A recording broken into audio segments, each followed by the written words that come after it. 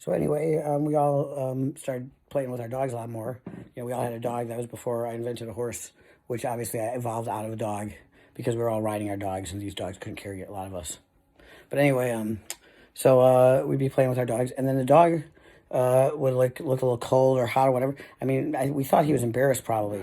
So I started making clothes for the dogs. We had just invented clothes for human beings. So I said, why shouldn't dogs have clothes too? So we started making clothes, and they just hated it.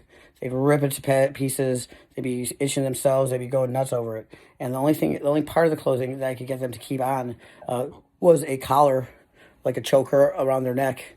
I said, well, at least that's something. We could bling that out. We can hang little medallions from it and stuff like that. And at least he has something that makes him, look like he's a little bit bougie or something.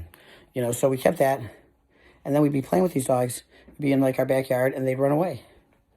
We'd try to chase them, we couldn't get them, and they'd just be gone. And we'd be like, wow, these dogs just keep leaving us. And they were not so smart back then. They couldn't find their way back usually, so they were gone.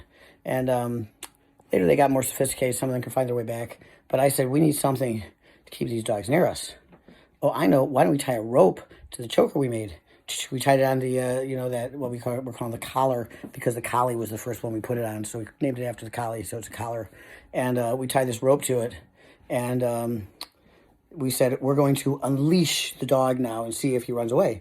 And we're holding this rope, and he tried to run away, and he couldn't. He went to the end, and he kind of got choked a little bit. And then after a while, he'd start realizing that he had to stay in a perimeter around the person holding the rope. And we started tying him to things, like a tree or like a stake in the ground or, something like that, bike rack, so that we could go into a store or something, the dog wouldn't run away. And we called that a leash because we had unleashed the dogs and they didn't run away. So we tie the leash to the collar, and then we walk our dog to wherever we want to go, and the dog would stay by us. And we had just created training, so they learn from that process.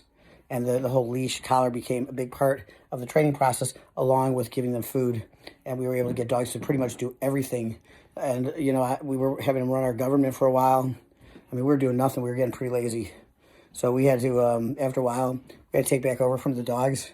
There was a big dog-human war. Thankfully, we won. You know what we did? We got a bunch of treats out and distracted the shit out of them. We just took everything back. Yeah, the dogs aren't, they're smart. They're pretty smart. But when there's a treat around, they go dumb.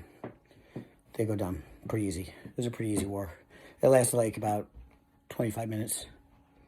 We call that the human dog war of negative 2057. That was the year.